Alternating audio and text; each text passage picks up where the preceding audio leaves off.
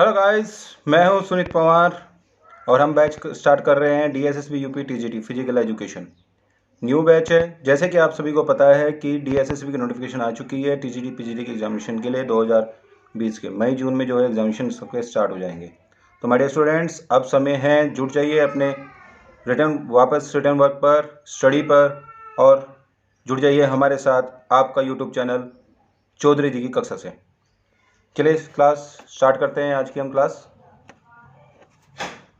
आज का हमारा पहला क्वेश्चन है, द ह्यूमन सेल कंटेंट्स, मानव कोशिकाओं में कितने होते हैं chromosomes? Option A 44, option B 48, option C 46, option D 33। तो my dear students, right answer is option C. आपका ऑप्शन सी जो है एकदम सही है, उत्तर है। 46 क्रोमोसोम्स होते हैं ह्यूमन बॉडी में, 23 पेयर्स होते हैं। 22 पेयर्स जो है वो मेन होते हैं, जो 23 है वो आपका डिसाइड करता है कि आफ्टर सेक्स जो एग बॉर्न होगा वो किसका होगा, मेल का या फीमेल का। क्लियर? चलिए अब आगे बढ़ते हैं अगले नेक्स्ट क्वेश्चन की ओर। प्रश्न संख्या 2, एंजाइम हेल्प इन। एंजाइम मदद करते हैं। मैं का यहाँ थोड़ी सी हिंदी में ट्रांसलेट करने में गूगल से जो है थोड़ा सा प्रॉब्लम क्रिएट हो जाता है, तो प्लीज़ उसको अंडरस्टिमेट कीजिए और आगे बढ़िए। ऑप्शन ए, रेस्पिरेशन में एंजाइम्स हेल्प करते हैं। Option B, digestion of food, भोजन को पचाने में। ऑप्शन सी, इम्यून सिस्टम बढ़ाने में, या ऑप्शन डी, रिप्रोडक्शन सिस्टम में। तो my dear students, question number 2 का राइट आंसर इज बी। जो एंजाइम्स हेल्प करते हैं वो करते हैं डाइजेस्टेशन ऑफ फूड, भोजन को पचाने में। क्लियर? चलिए अब आगे बढ़ते हैं प्रश्न संख्या 3 की ओर। Lungs are situated in the, फेफड़े किस कोष्ठक में स्थित होते हैं?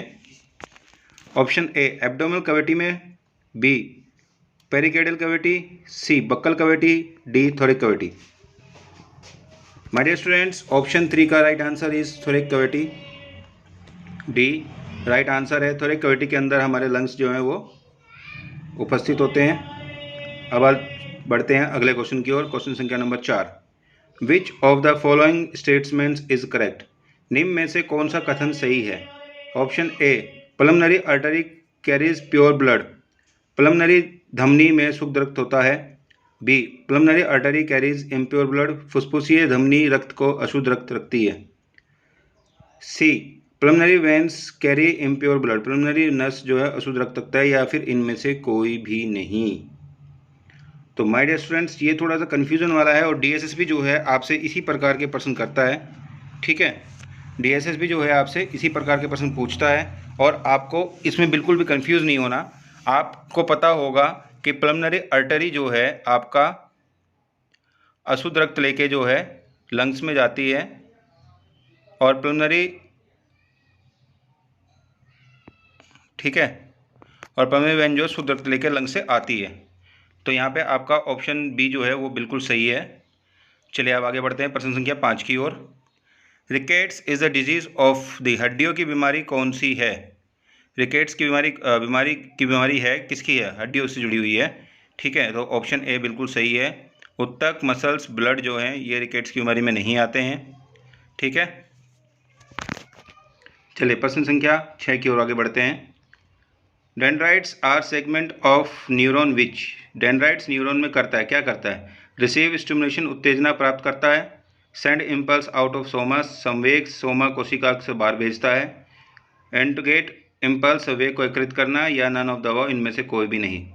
तो my dear students, option B जो है आपका बिल्कुल सही है। Send impulse out of soma, जो आपका सोमा से बाहर जो है इम्पल्स को भेजता है। कौन भेजता है? आपका डेंड्राइट्स। ठीक है, next question number 7, match of the following columns, निम्नलिखित में से कॉलम का मिलान करें। ये बीमारियां दी गई हैं कि कैसे कैसे होती हैं। एयरबोर्न, ऑप्शन ए, एयरबोर्न बीमारी वायुजनित है। टिटिनस, टिटिनस क्या हवा में फैलता है? नहीं। ऑप्शन बी, कॉन्टैक्ट, संपर्क से बीमारी। क्लोरा, हेजा क्या है? एक दूसरे संपर्क के आने से होती है? नहीं। एयरबोर्न वायुजनित रोग है ट्यूबरक्लोसिस, अर्थात जो टीबी जो है, क्षय रोग, टीबी का जो रोग है वह हवा में फैलता है सांस लेने से। ऑप्शन बी सी बिल्कुल हाँ वही फैलता है। वाउंड घाव, घाव क्या है आपका सरफेस है कि नहीं, ऑप्शन सी जो है बिल्कुल सही है आपका, option C is absolutely right. Next question number 8 की ओर आगे बढ़ते हैं हम। Which of the following pairs is incorrect, निम्न में से कौन सा जो पेयर है जो है वो गलत है। ऑप्शन ए प्लेग रैट्स, प्लेग बीमारी जो है चूहों से फैलती है, बिल्कुल फैलती है। ऑप्शन बी रेबीज डॉग, कुत्ते के काटने से जो है रेबीज होता है, बिल्कुल सही। टाइप 1 पिग, सुअर के जो अंदर बीमारी मिलती है वह टाइप 1 मिलता है, बिल्कुल सही। पोलोमेटलिस मंकी, मंकी के काटने से पोलोमेटलिस नहीं, मंकी के काटने से रेबीज होता है, तो ऑप्शन डी इज बिल्कुल सही, ये गलत है। ठीक है, चलिए अब प्रश्न संख्या 9 की ओर चलते हैं आगे। What is lock jaw, difficulty opening the mouth of A symptom of, lock jaw क्या है, मुंह खोलने में भिन्नता इसका एक लक्षण है, क्या है, मतलब लॉक जॉ किससे होता है। ऑप्शन ए क्लोरा हेजा में लॉक जॉ होता है, नहीं होता। ऑप्शन बी प्लेग में लॉक जॉ होता है, नहीं होता, माफ़ कीजिए प्लेग भी हेजा से ही हिंदी में ट्रांसलेट हो गया। और आपका प्लेग बीमारी भी हेजा से ही होती है, इसमें काफ़ी डिसेंट्री होती है जिससे बॉडी में पानी की कमी होने की वजह से जो है आपका व्यक्ति बीमार हो जाता है और उसकी मृत्यु हो जाती है। सी टेटेनस, बिल्कुल सही, टेटेनस में जो है आपका लॉक जो होता है हमारा जबड़ा खुलना बंद हो जाता है, जिससे व्यक्ति जो है व्यक्ति का खाना पीना जो है वो बंद हो जाता है। ठीक है, तो option C is right. Diphtheria जो है आपके डिसेंट्री की बीमारी है जिसकी से भी पानी की कमी होती है, इसमें लॉक जॉ की समस्या नहीं होती। अंतिम प्रश्न इसका question number 10, Iliad and Odyssey world famous epics was written by, Iliad और ओडिशा विश्व प्रसिद्ध महाकाव्य किसके द्वारा लिखा गया था। एच.सी. बक द्वारा लिखा गया था, नहीं।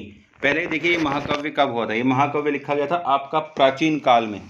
ठीक है, जब आपकी जो है प्राचीन काल में सपाटन सभ्यता से पहले जो सभ्यता आई थी उस काल में ये महाकाव्य लिखा गया था। तो उस काल के कौन है लेखक इसमें हम देखेंगे उस काल के लेखक हैं होमर। तो इलियाड ओडिसी जो महाकाव्य दिया गया था वह होमर के द्वारा दिया गया। जब आप हिस्ट्री से फिजिकल एजुकेशन को पढ़ेंगे तो सर्वप्रथम आप इसी काल को पढ़ेंगे और इस काल में आपको पता चलेगा कि ईसा की शताब्दी में जो है आपका यूनान से किस प्रकार जो है फिजिकल एजुकेशन तैयार होकर चला था, किस प्रकार से यूनान ने जो है शारीरिक स्वास्थ्य की ओर, शारीरिक व्यायाम की ओर जो है ज़्यादा प्रभाव दिया था। और प्राचीन ओलंपिक खेलों की शुरुआत भी यूनान काल से ही हुई थी। आप यहाँ पे पढ़ेंगे तो आपको पता चलेगा कि ऐसे पूर्व यूनान काल में जो है 1776 ईस्वी में प्राचीन ओलंपिक खेलों की शुरुआत हुई थी। और जब रोम का साम्राज्य हो गया यूनान के ऊपर तो किस प्रकार के जो है भ्रष्टाचार फैलने की वजह से आपका जो है 396 बीसी में जो है आपका प्राचीन ओलंपिक खेलों को बंद कर दिया गया, क्योंकि उस समय जो यूनान के काल में जो है 1776 बीसी में जो है ये था कि राजा अगर खेल में पार्टिसिपेट कर रहा है तो वह भी एक खिलाड़ी की तरह ही पार्टिसिपेट करेगा। परंतु रोम साम्राज्य का राजा जो है विलासतापूर्ण था और वह अपने आप को सदैव जीत चाहता था, तो इसीलिए वह बिना मेहनत किए छल कपट के द्वारा जीतता था। तो आगे चल के लोगों के विरोध के कारण ये खेल बंद करने पड़े, क्योंकि रोम का एक सीधा सा उद्देश्य था, उनका कहना था आपका जो है सुंदरता की ओर ज़्यादा ध्यान दिया जाता है और पुरुष जो है सर्वाधिक सुंदर रचना है प्रभु की, और इसलिए उसको खुश किया जाए, उसको संतुष्ट किया जाए। जबकि रोमन्स का कहना था, माफ़ कीजिए रोमन्स का कहना नहीं, आपका स्पार्टन्स का कहना था कि मजबूत शरीर मजबूत राष्ट्र, जो ये नारा था ये स्पार्टन्स ने दिया था। क्लियर, तो यहाँ पे आपके काफ़ी सारे क्वेश्चन जो है इससे क्लियर होते हैं। चलिए, तो इसका क्वेश्चन नंबर 10 का सही आंसर है B is the right answer of question number 10। तो माय डियर स्टूडेंट्स, ये थी आज की हमारी 10 क्वेश्चन की क्लास 10 क्वेश्चन सीरीज़ जो DSSB यूपी TGT के लिए हमने शुरू की है। ये आप हमारे चैनल के साथ जुड़िए, इसको सब्सक्राइब कीजिए। हम सीरीज़ में ही आप क्वेश्चन आंसर जो है आपके जितने भी क्वेश्चंस हम यहाँ पे ला सकते हैं वो लेकर आएंगे आपके एग्ज़ाम से पहले, जो आपके एग्ज़ाम की नज़र से जो है महत्वपूर्ण होंगे और आपको DSSB और यूपी TGT PGT का एग्ज़ाम क्रैक करने में जो है हेल्पफुल होंगे। तो माय डियर स्टूडेंट्स, आप जुड़े रहिए अपने चैनल के साथ चौधरी जी की कक्षा के साथ।